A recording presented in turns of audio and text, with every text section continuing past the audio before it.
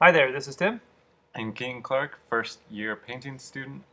and today we're looking at an anatomy study of the leg. We're closing in on the finish of our anatomy studies here, and we have a special one here that's very different from any of the other demonstrations we've done. We sort of talked about it in the color lecture on glazing, but now we're actually going to do just a quick little demonstration to give you a taste. And this is of glazing. So we're going to do a quick study. I mean, we're talking really quick, 1 hour painting of a leg in which we actually get to glaze it. Now, the only way we're able to do this is by using an acrylic base here. So we actually have an acrylic primed linen canvas here. And I'm using acrylic paint, just black and white paint, and I'm going to try and model out the leg here in black and white, and then I'm going to just glaze right on top of it with some color. Now I'm using an ivory black acrylic paint, so it still does exhibit some of the blue qualities that ivory black exhibits in oil paint, especially when combined with the titanium that I'm using here. So I'm going to get a sort of a bluish but very neutral underpainting, and then I'll be able to build right on top of that with my glazing of glazing yellow and red. But my primary concern here is getting my values spot on and getting my paint application to be what I want before I start glazing. There's a big challenge here in that I'm working with acrylic paint, so this stuff is drying really fast. I don't have any retarders in the acrylic paint, so it's drying at its natural rate. And for this these block-ins here, the longer lines and initial strokes, I am um, I am using a little bit of water to thin it down. So it is going to dry very, very fast here.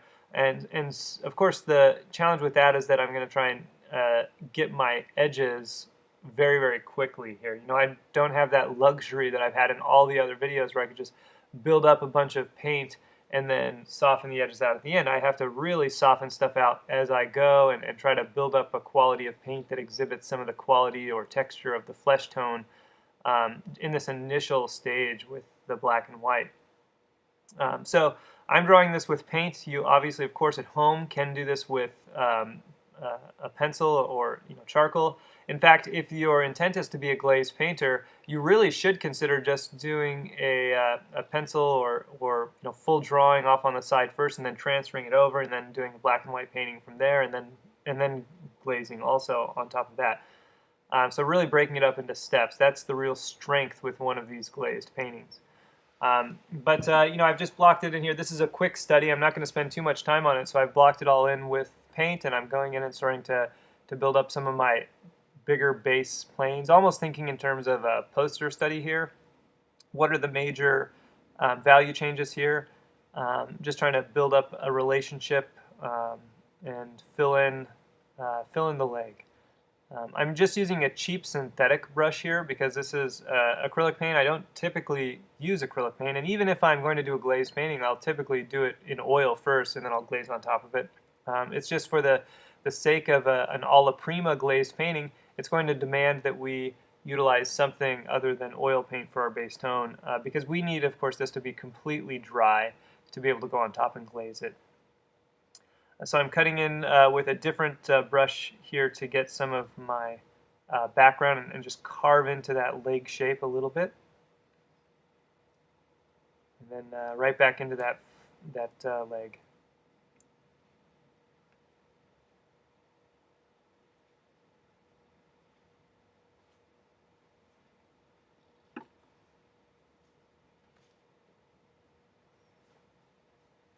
Now this canvas is a little more textured than I would like to use with glazed painting. In fact, the best thing to do with a glazed painting is to just be working on a board, really, and then eliminate the texture of the canvas altogether. That really allows for clean glazes. If you have a lot of texture in the canvas or a lot of textural brush work, when you go to lay on a glaze, the glaze or the pigment tends to build up in some of the crevices or some of the cracks, and it sort of heightens value variation when you may not want it, and it might create some textural qualities that you don't intend to or don't want in your painting. So the best way to do a glazed painting really would be on a board with no texture whatsoever. Either a wood board that's been primed adequately, or even like an aluminum panel that has some primer on it as well. That gives you a nice smooth texture so that when you glaze it, your glazes look really slick and clean and don't have any distracting textural marks. Now this canvas does have more of a textural quality to it. This is just, to be honest, a really inexpensive canvas. Um, but it is freeing me up to be a little looser with my paint application because I can just really goop it on in here and not have to worry about too much buildup because there's so much texture. So I can really sort of breeze through this portion of the painting. And really, if I had even more time with this instead of just the hour that I have here, I could spend more time on my underpainting. I could spend a full, if this were a 3-hour session with the model, I'd probably spend a good 2 hours or 2.5 hours letting this dry, building it up, letting it dry, building it up, so that and maybe even sanding it down in between coats, so that my underpainting is just really, really nice and smooth and glassy before I go to lay those glazes on. And that would give me a really high quality jewel tone finish in the glazes. For this though, we're compromising. We're just going to lay on a lot of paint here, hopefully fill in some of the tooth of the canvas, and then be able to manipulate the edge quality enough to create some of the transitions and create some of the anatomy. Really, this is more than any other method we've looked at, essentially just a drawing of a leg. The majority of this video is just seeking out the anatomy via the drawing, just the light and the dark, the overlapping of forms, and then the manipulation of edges to create turning of form, as well as the use of value to do so. And then hopefully that is all solid so that when we add color, it just heightens some of the realism and some of the dimensionality with the addition of color, but we're not really hinging on the color for anything else.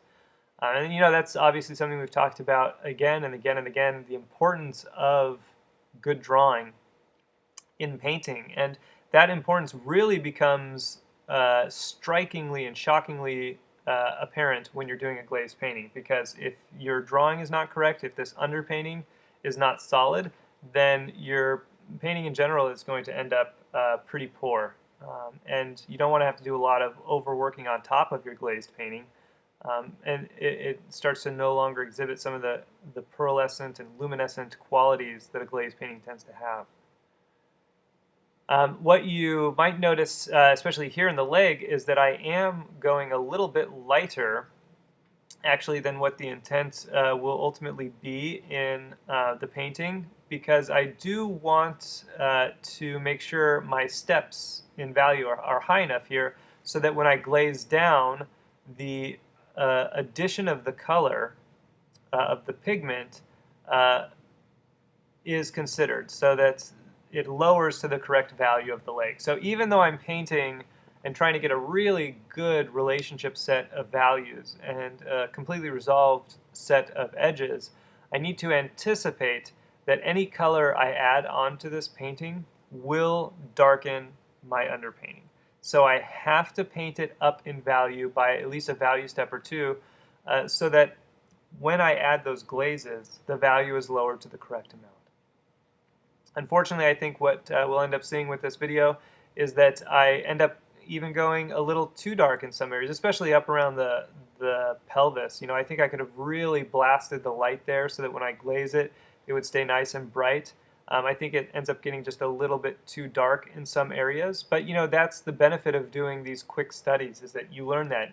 You start to acclimate yourself to the amount of modulation you're going to have to do to the values that you see to be able to glaze appropriately.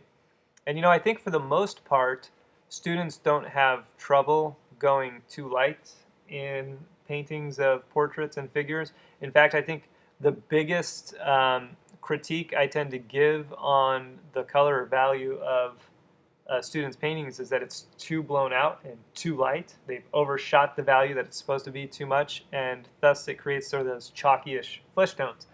But here, that's a good thing. Here, you should go light, and you can opt to go a little lighter rather than a little darker whenever you can, so that when you do glaze, once it's all set up, you can determine the amount of transparency or opacity, or via pigment selection, to lower the value to the value it needs to be. And so that'll just strengthen the the color and keep it stronger, um, and you get to adjust the value a little bit deeper after that. But it does require that you go light enough initially, really crank those values light, while still maintaining the value structure that you see up there. So it should just look like essentially a high key version of your subject. Solomon says in his book, I believe, to imagine it with a transparency laid over it so that you can think of it a couple value steps lighter. And that's about the key that you want to make so that when you glaze it, you hit the right value.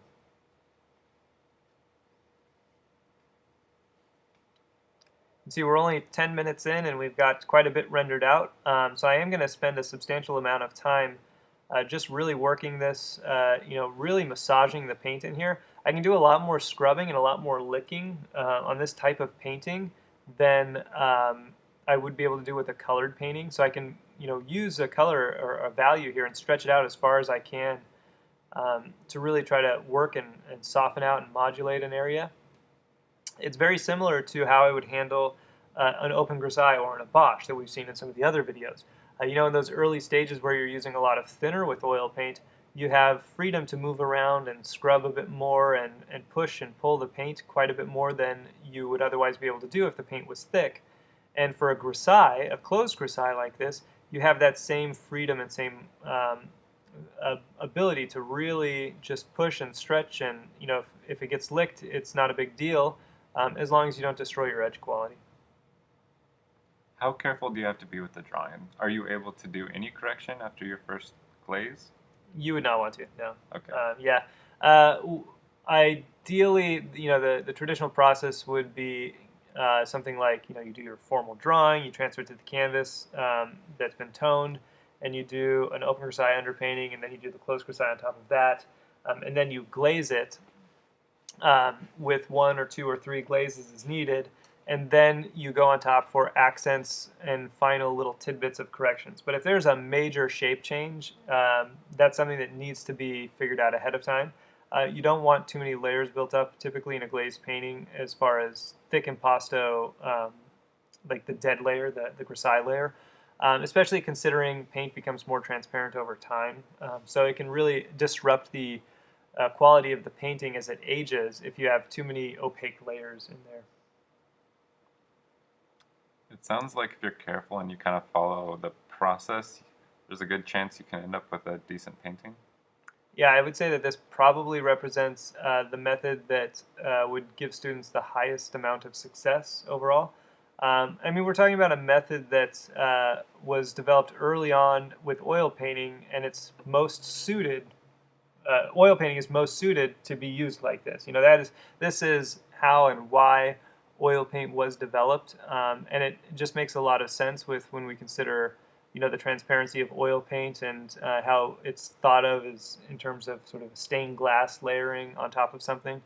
It's suited for really careful, especially smaller paintings, which was kind of how oil paint got started. So if you're doing smaller paintings, like the size of this, this is a really good method because it just really lets you focus mostly on drawing. And of course, drawing is always the biggest weakness that I experience and most artists experience in students. And this sort of just really frees you up to focus on drawing and thus increase the likelihood of success. And of course, the glaze that goes on top of it has little to no effect on the drawing. It just sort of affects a little bit of the value and then, of course, the color. So if your drawing is strong, it's really easy to coax the painting and the color glazes on top of it to really allow it to finish strong and have a good painting because of it. It's pretty surprising to me how few people are interested in learning or employing the use of glazed paintings. And I think it could be partially because, and I certainly had this misconception that glazed painting had to be a really meticulous, slow process of working in which you should let every color that you're glazing with dry completely in between layers as you build it up. And while that is one way to work, that's not a necessity. And what we'll see here is with the lay-in of an underpainting quickly like this, and the use of just essentially 2 colors, a yellow and a red, allowing the blue here to act transparently as our blue, we're able to to mimic, for the most part, all the colors in the leg that we're painting, and we're able to do it pretty directly. We're just glazing with variations of two colors, and so it keeps the colors more intense and luminescent and stronger than they would otherwise be if we were potentially, using a full palette and things were getting really mixed and really muddied. So it just goes to show, I think there's more of just an unfamiliarity with the effectiveness and the ease of glazes that people don't use it as much. There's also the idea that a glazed painting has to be meticulously smooth and labored and sort of artificial looking, but I think that actually is not necessarily as true as we might be led to believe, because we can resolve a whole painting with its brushwork, loose or tight, in this underpainting stage, and then just glaze over that brushwork and sort of really retain the character and the quality and the looseness and the bravado of the brushwork, with just some transparent glazes on top. So you could theoretically do a painting that looks loose and direct and really dynamic with some crazy brushwork, and then just glaze over it. And very few people would even be able to know unless they looked closely at the painting. So I mean, just because we like that really loose style and flair of brushwork doesn't mean it has to be achieved one way. It can be achieved a lot of ways. And hopefully you've been practicing a lot of open and closed grisaille paintings. And so if you're having a lot of trouble making that transition from the really bravado, loose, closed grisaille painting to a colored painting that also is bravado and loose, then you could try experimenting with doing the closed grisaille painting, bravado and loose, which is a little more manageable, and then just going on top of it and glazing it and see if that produces some of the results and the look you want. I suppose I should mention that from a standpoint of longevity, most conservators would say that the fewer layers on a painting, the better, which means that the more directly you paint something, the more in one session you paint something, the stronger it tends to be. That is true, as far as I understand, because of the potential of lamination of colors. You're doing just thin glazes on top of it without a whole lot of body paint, and so there's a risk that it could peel off or scrape off or crack off at some point. But you can combat that by just ensuring that you have a nicely primed surface, and that you are working on a board here instead of a stretched canvas. You really wouldn't want to do something like this on a stretched canvas because these layers are not heavily built up. After this underpainting, we're just laying thin veils. They're not thinned out with thinner, but they are relatively less amount of paint than some of the other layers, and as such, they need to be done on a board. That amount of thinness on a stretched canvas that moves or waves around could easily result in hairline fractures.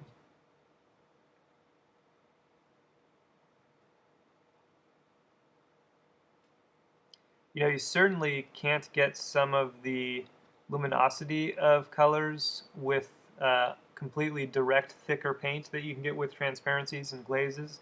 That is one reason why in the color year or color term we introduced the idea of the transparency chart to couple with the typical color chart, and it shows you just how intense you can get with some transparent colors, and that's the whole idea with glazes. Those are those jewel tones that people speak of when they talk about glazing, and in the same way that Schmid uses, for example, transparent washes in the background and get some of those vibrant colors, that we could use a glaze to achieve that as well. I mean, the only difference between sort of a Schmid wash and a glazed painting is that he's using a medium or potentially thinner, and here we would use straight paint or just paint with a little bit of oil, or perhaps a glazing medium. Something like a Neo Magilp is good, or a Meriger is good. Or even a medium that has maybe a little linseed and stand oil in it.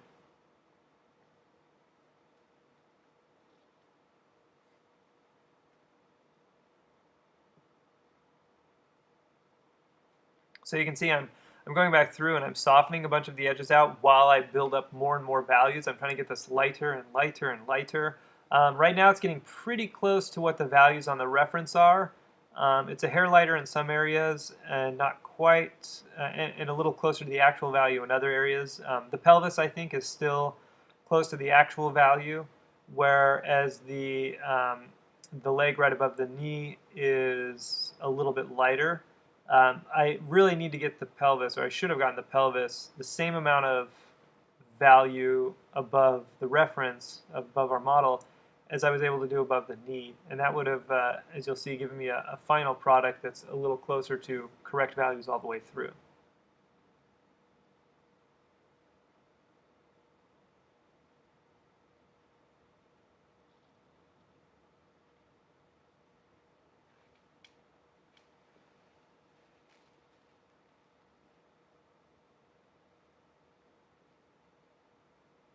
Ultimately, because I'm working with a very, very rapidly drying acrylic here, my transitions just won't be as smooth as I would typically want them to be.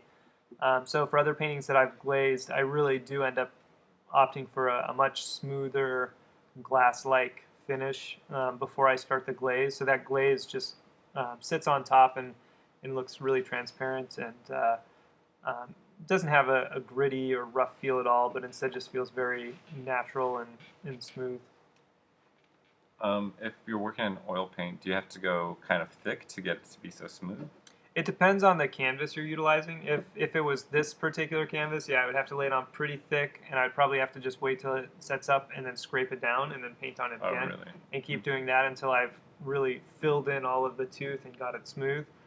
The better solution would be to just start with a smoother canvas in general, like a board that has no linen mounted to it, and then just paint it with straight paint, but not thick, but just body paint, or maybe paint with a little bit of leavening medium. Okay. And how long generally would you have to wait for the oil paint to dry before you can glaze over it? Well, if you're going pure paint, I would probably wait a week or a couple weeks. Just like priming a canvas. If you're using a medium, you might be able to go a little sooner. I think the variations of Merige, like Neomegal, tend to dry in a day or a couple days. So I would just wait a few days and then make sure it's dry to the touch. Maybe sand it down a little bit and then glaze on top of it. And if I do sand it down, it would be with something like somewhere between a 1,000 and a 1,800 or so grit sandpaper, something that's really, really smooth. Just not really to upset the surface, just to press it down a little bit, and really maybe give the paint a little bit of traction. But if it actually starts to make it anything less than smooth or slick, if it starts to rough it up too much, I would have to be cautious and maybe go back in and paint on top. I'm laying these hips in a little bit lighter. That's better. I have started to notice that the acrylic paint is drying a little bit darker at this point than I'm anticipating as it sets up. So that is one reason why I keep, and you'll see me keep going back in and restating my lights and restating my lights and restating my lights. But it's partially because I just used too much water initially. But it's just something you have to get to know your materials. I typically only, again, use the acrylic paint when I'm doing demonstrations of this glazing process, especially in class when I don't have a lot of time. So I'm not as familiar with the drying time and as familiar with how much the value changes as it dries on something like this acrylic paint as I am with oils.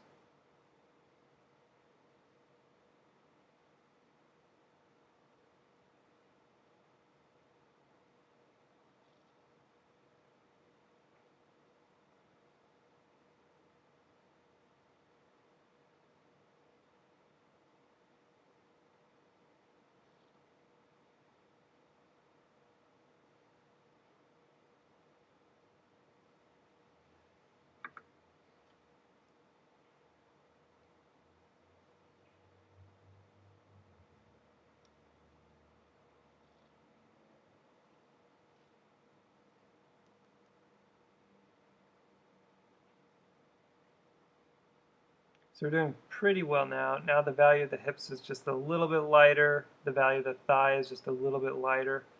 Again, we could probably push it just a little bit more, but at least it's pretty close now. We'll have to try and lighten up some of the lower leg here before this final pass.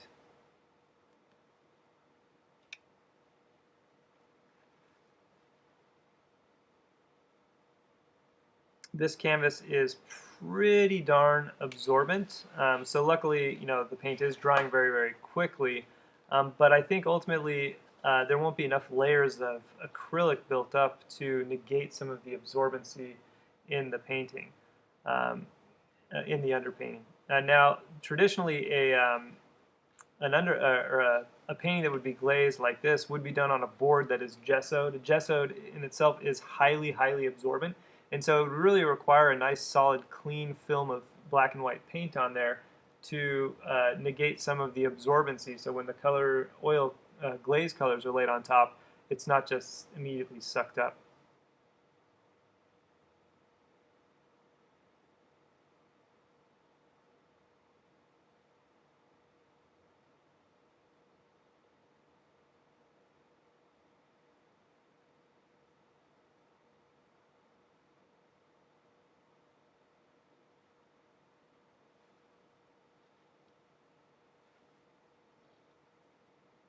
Keep in mind you should be able to get some of the glowing qualities right here in the underpainting stage. So for example, I'm raising the value in the stomach area here, which by contrast is making the core shadow look a little deeper, but it's helping that whole stomach area look like it's glowing even without the color in there.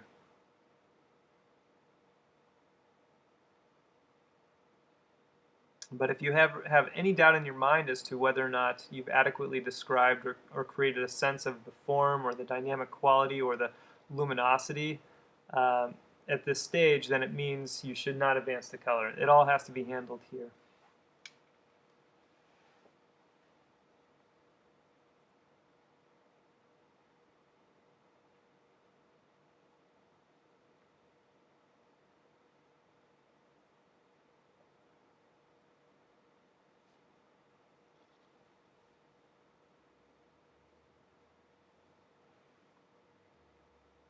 You have to build up a little bit more form in that vastus lateralis.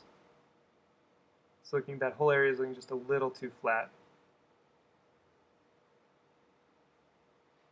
So you said you need to go one value step higher, or after you? It depends on the pigments you're using, but 1 to 2 is typically good.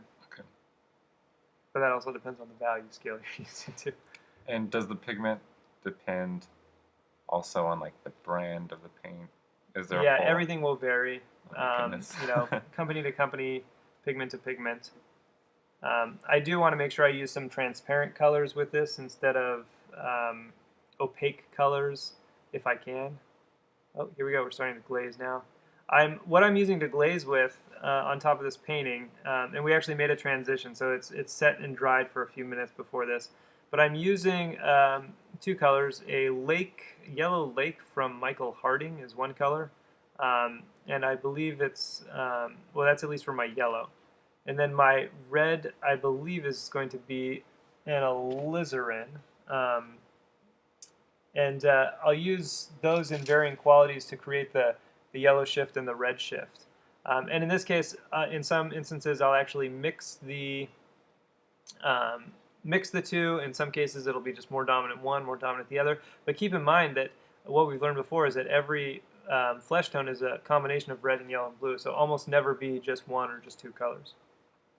I noticed that the yellow I laid on was just too much, so I actually used some thinner and scrubbed it out. And I didn't scrub it out all the way. I probably should have scrubbed it out a little more. But you can definitely get fairly abrasive as long as your under layer is dry. I'm just laying in some of the yellow right now first, and then I'll have to go on top of it with some red. There's that alizarin. So would the thinner not get rid of, in this case, acrylic? It should not. Yeah, there should be a permanent and strong enough bond with the acrylic after it's dried for, I think it was like 10 or 20 minutes, to allow for us to be a little more abrasive with some chemicals. Would it do anything to oil paint that's dried? It depends on how strong your film is. If your film is strong and good, it should be okay. But you could run the risk of scraping it down, for sure, if you're really abrasive with it. So I'm using just a tiny, tiny, tiny bit of oil here, so I can massage this alizarin and this yellow around. They're both very, very powerful colors on top of a very unpowerful dead layer. My ivory black under there is pretty low chroma. So I need to make sure I don't go too strong and too opaque with any of these colors. You said that was on alizarin? Yeah, very small amount of alizarin. And in almost all cases, it's mixed with a little bit of that yellow. Mm.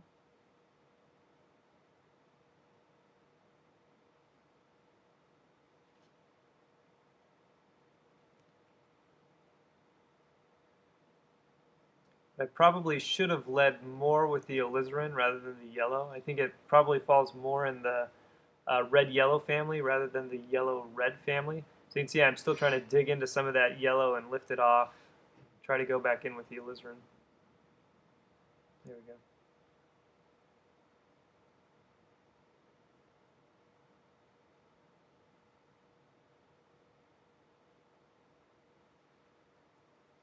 That's a little better. Yeah, that's better. I think our photo reference on here might be a little pinkish. I guess it's not too bad. But it does seem to be maybe a little chromatic. Um, so, the colors that I'm laying down now are a little more of a standard flesh tone. And, if you get familiar with flesh tones, sometimes you don't even need the model up there to do this because you can have so much back and forth with a glazing, where oh, it's not quite right, so I'm lifting it off, trying it again.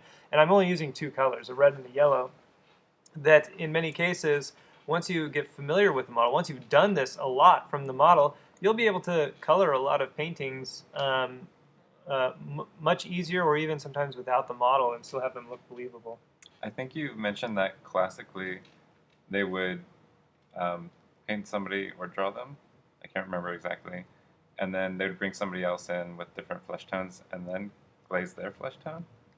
Well, they could do that. So if it was a portrait commission, for example, if somebody prominent, they wouldn't have access to them, they could do the grisaille painting like this and then bring in somebody else and then just do the color on top of the grisaille from somebody else who had a similar flesh tone. And then they don't need the important person to model for them. Interesting.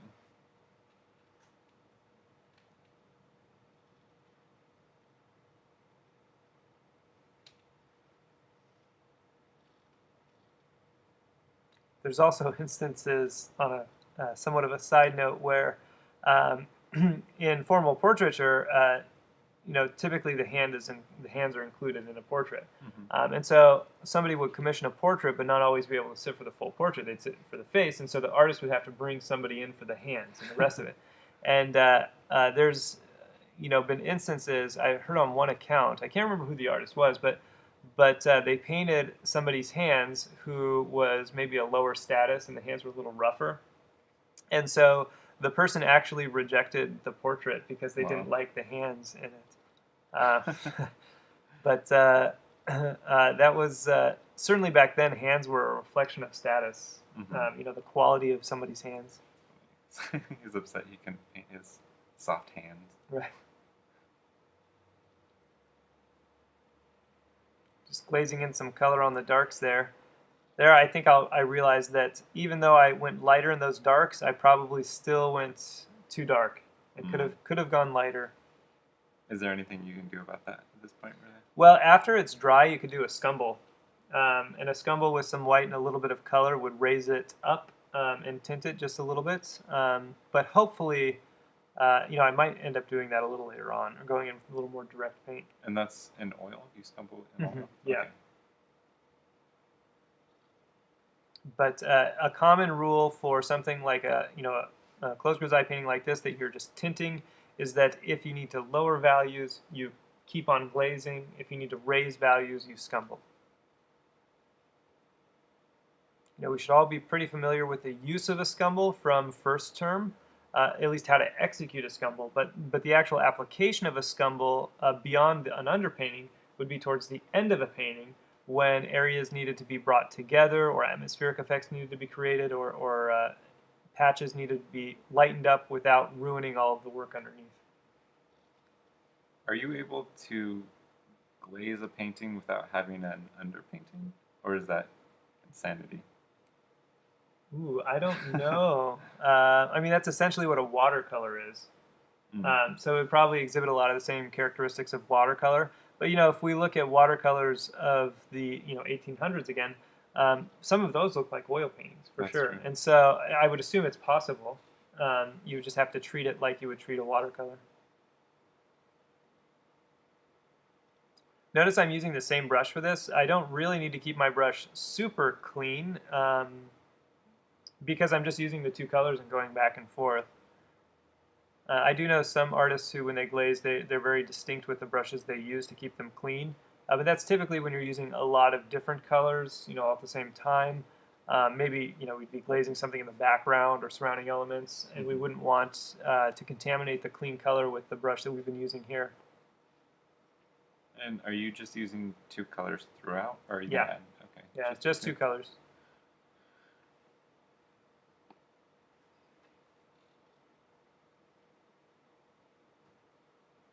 I think that's what kind of impressed me the most about glazing when I first started doing it and really getting the handle on it for even stuff like this was just how effortless it can be and how simple it can be when you're especially thinking of it like a printer thinks of it. A printer prints transparently. It has black to darken, which is kind of like what our grisaille is, and then it has a red, yellow, and blue. In this case, the black is also our blue. But it's just how much red, how much yellow as you go down to mix with the blue that you already have laid. Yeah, I've never really had a drive to do a glaze painting, but Mhm. it looks nice.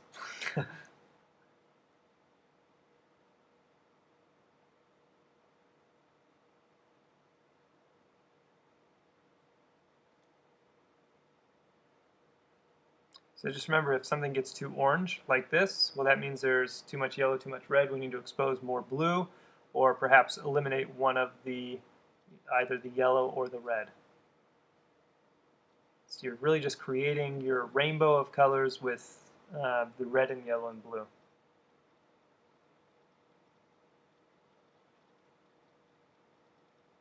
So it was too orange, so I lifted it off. I laid a little red in. Are you using just the pure body Yeah, paint? You just said. the paint. Yeah. Okay. I've got no, I have a little bit of oil in this case. I do typically try to glaze with just the paint. And so, for example, there was a portrait earlier this morning that I was working on that needed to be glazed. And so my colors of choice were Viridian, which is a transparent color, my Yellow Lake, and a Scarlet Lake were all transparent colors. And I did not require any oil whatsoever because my uh, surface of the canvas is very, very smooth already and non-absorbent, and so there wasn't really any texture there. So it was easy to push a small patch of color all the way across. Here I'm dealing with a situation where I do have a little bit more tooth to the canvas, a little bit more texture, and I'm trying to get this color pushed along but maintain its transparency, and so I need to use a little bit more oil to kind of stretch it out, which I normally wouldn't want to do. This could make a paint film that is too oily and thus not as strong.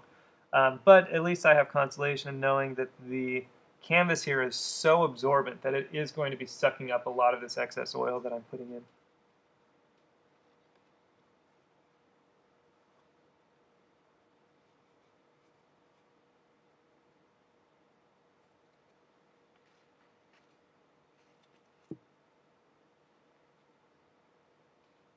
Just working down slow and steady. So you can see half of the time at least was spent on the drawing, and then the painting itself is relatively simple. You don't even have to ask yourself that question we've been asking for the last few paintings, which is like the lighter or darker question, because that's already there. It's just the more red, more yellow, more blue. Yeah, it seems nice for student painters because you're not handling everything at once, Exactly, yeah. just step by step.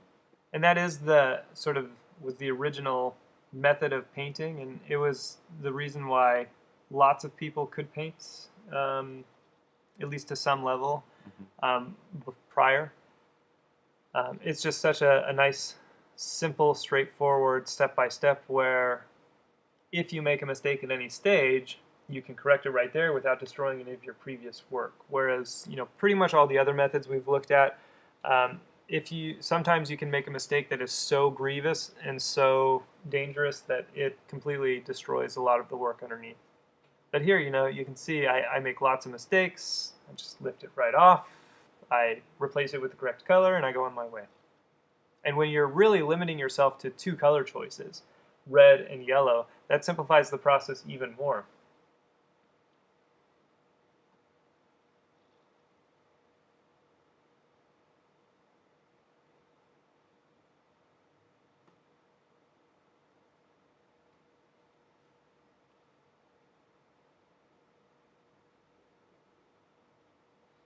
It's got a cool glow to it. Yeah, you end up with a lot of tiny vibrations of color happening there. Luckily, in this case, the texture of the canvas isn't too upsetting because it's kind of mimics some of the texture of the flesh wrapping around the leg. Um, so it's not as bad as it could be in many instances. But it does also create some of that little micro variations of color in there. But we'll see, especially in some future paintings, where I'm going in at the end of the painting with a tiny brush and trying to paint in all these micro variations of color, and you just really don't have to do it here.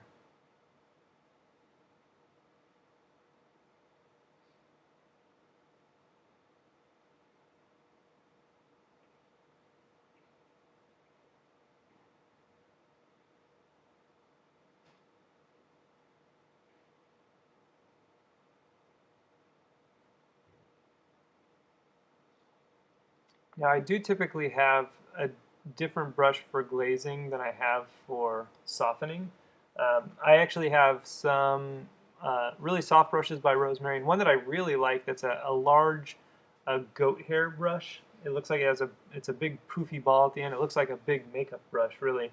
And what I typically will do in glazing my own work is I'll get a small pointed brush, usually a soft synthetic brush like this, that's very small, and I do these kind of little hatch marks all around the area that I intend to glaze, where I leave space between the hatches, and then I come in after I've laid all those hatches in with my big soft goat hair brush, and I just sort of really smooth and massage it all out. And then if I need to, if the glaze is too intense, I just lift a little bit out with a cloth.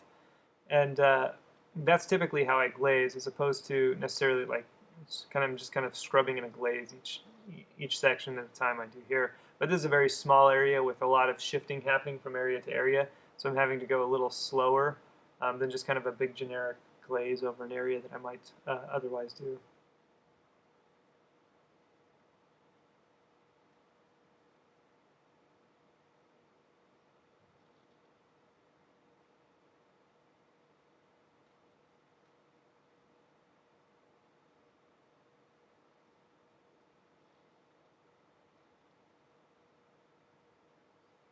One challenging thing about utilizing the underpainting as your blue is that you do kind of have to remember that any areas where you're anticipating to have a little more of the blue or green show through, you kind of have to hit it a little closer to the actual value that you want it to be, because you're not anticipating on glazing over it too much, so it's not going to darken very much. So that is something you should consider.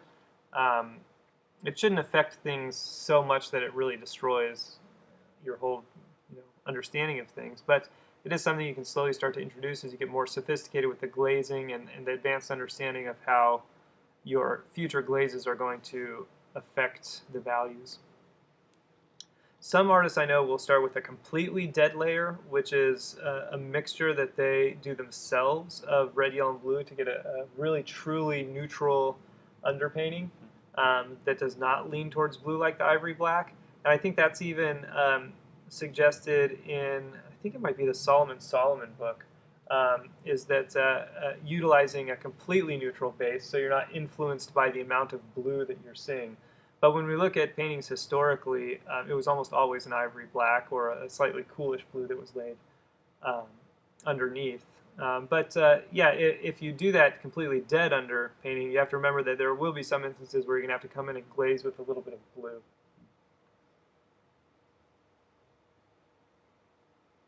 Are you able to just buy out of the tube a neutral white and a neutral black? I don't know about a neutral white, but I know Gamblin makes a color called, I think it's called chromatic black, which they create by mixing a red and a green together, I think, and it's supposed to be, from what I've heard, one of the most neutral blacks you can get. It's interesting. It seems like ivory black is more standard than just a neutral black in a lot of people's palettes. Oh yeah, almost everybody will use ivory black as opposed to like the chromatic black. Some people use Mars black depending on their painting style and preference, but certainly ivory is a more common color, and it's it's a cheap earth color. And it's very versatile. It's a really nice blue to use for flesh tone in limited palettes without overpowering some of the other colors. So it's just a nice standard dark blue to use in general.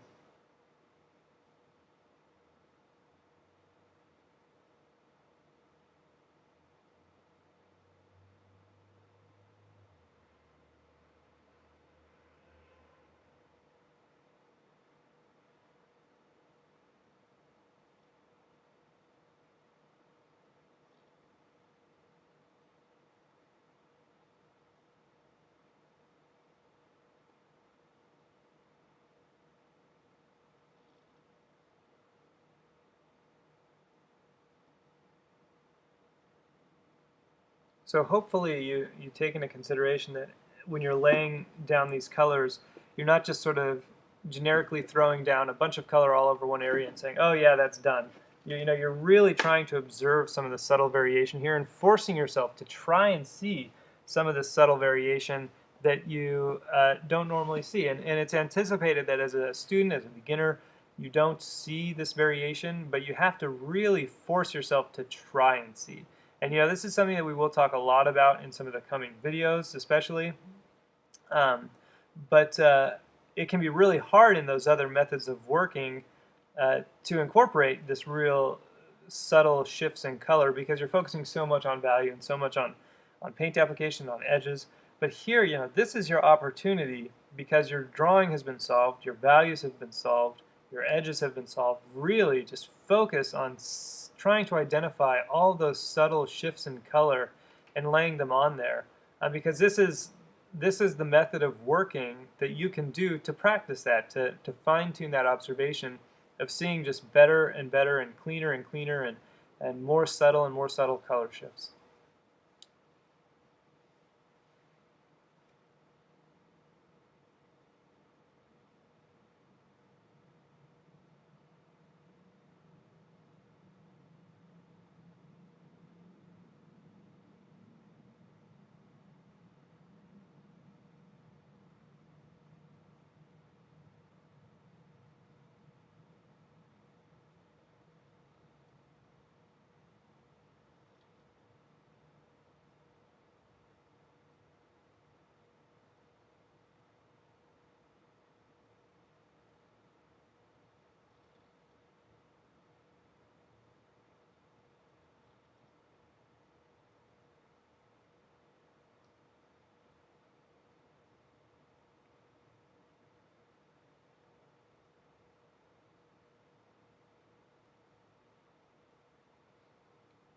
What's your plan for the second pass?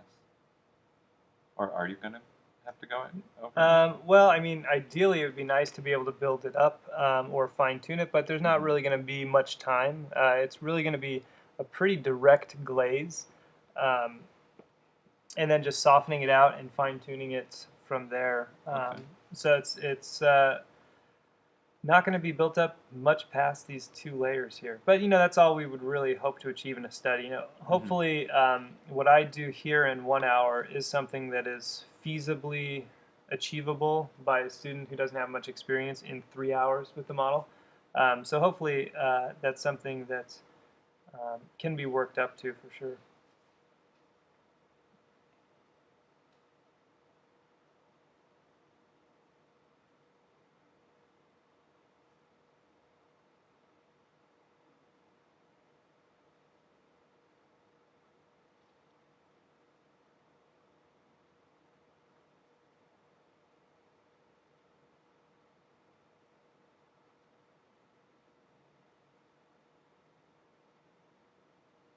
Here I'm just starting to soften some areas out. What we'll see now is after I go through and I'm cleaning my brush off and I'm really trying to keep it wiped clean with a paper towel and sometimes testing it on the painting next to it or the canvas next to it. But what we're going to see after I do all of this softening is how much of the variation is a result of the underpainting that I had done, which might have been difficult to identify, but now with the addition of color, it really makes it clear how it may be shifted from, or all that variation that's created just because of that canvas texture, and because of that initial grisaille texture, which ideally, if I was doing a glazed painting, I would not have that much texture in here.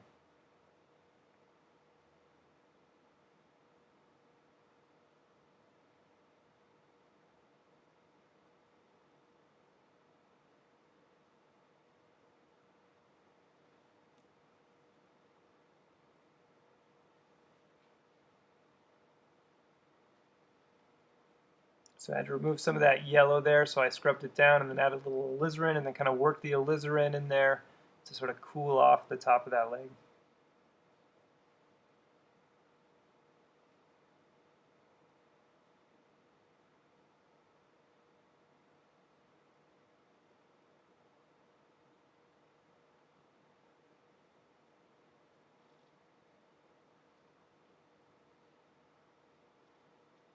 And again, just softening it out. So just remember, it's correctable. If you have something that's wrong, you can just wipe it off. Really get abrasive with it until you get it all removed, and then replace it with the correct color. I didn't destroy the drawing underneath. I didn't destroy the value underneath or any of the shapes. So it's a very,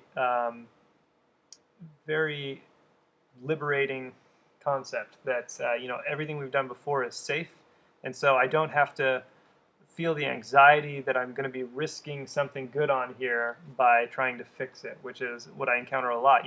I see students a lot of time leaving stuff that's blatantly wrong just because they don't want to damage the area or just because they kind of like the stroke that it made, but it sacrifices the overall quality of the work. So hopefully after you see something like this, you might be more inclined to try it because it can really train you to understand color, and really let you focus on the drawing more and really be willing to make those corrections that have large impact.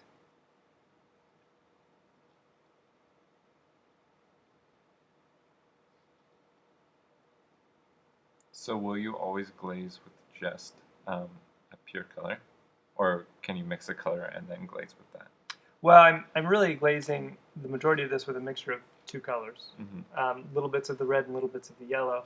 For a figure, that's sort of my preferred approach, or at least going with one color and then letting it dry perhaps and then going on top of it with another color. Sometimes I Okay. do it all at once.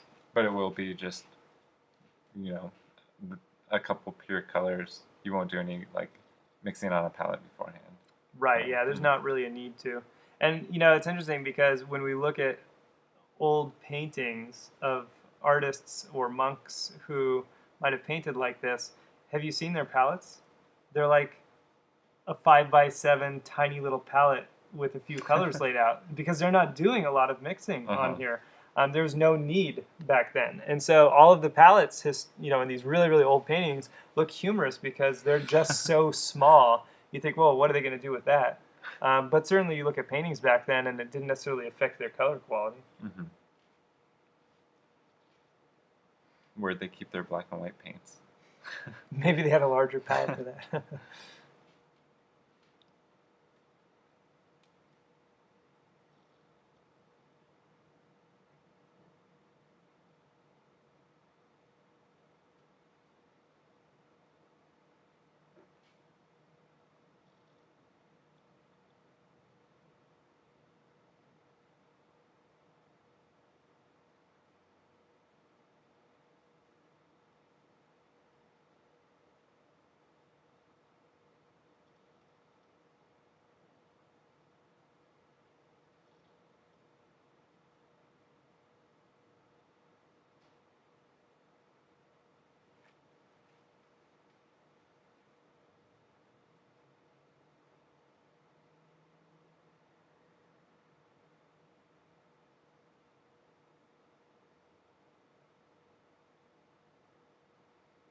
I think more than anything else, you'll find that with a glazed painting, it's difficult to, or at least it's more difficult to not get too chromatic, really, which is sort of the opposite problem that students have with direct mixing. They tend to get just dead, muddy colors. And with a glaze painting, you'll find that the tendency is actually to go more colorful. And so it really just becomes a balance of finding the correct thinness of application so that you have the right amount of red, right amount of yellow, and right amount of blue on there.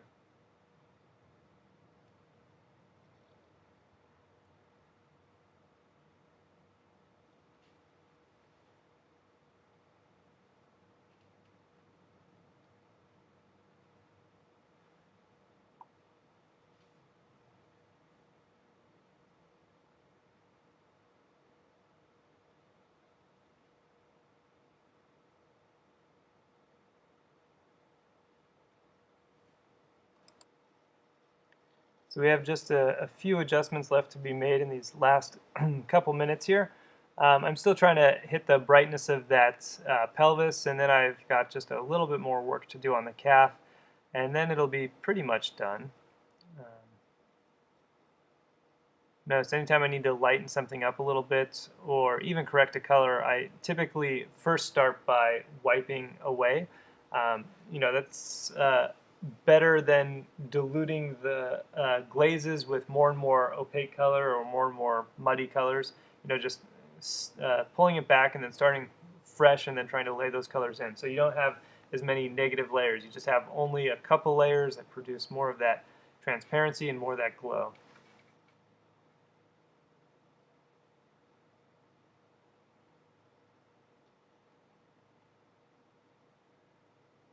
So how many different brushes do you have at this point? I think I just have two brushes. One's for laying down paint and one is for softening. Okay, I thought I saw one at some point for like taking something out. I don't know. Yeah, I might have. Although I'm using, for the most part, a paper towel to remove Okay. with.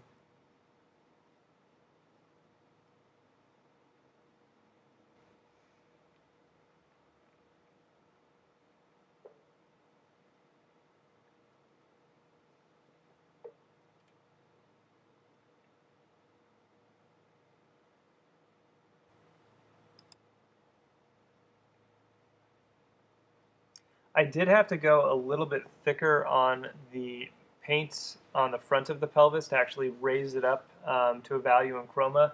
I'd just gone in a little too dark initially to be able to glaze on it and still have enough color retention, so I did have to go lighter there. I'm noticing this little speck of light down there. It's not only making the leg a little too large, but it's also a little too bright, so I'm going to have to knock that down. Unfortunately, I can't really knock it down with my colors that I have. I'm not going to adjust that value with a transparent red and a transparent yellow. It's just not really going to have any impact. So I pulled out a new brush, and I'm actually going back in with some of the acrylic paint to cut into it, something that I would not do if this were an actual painting. And then with this final correction, that's going to be it.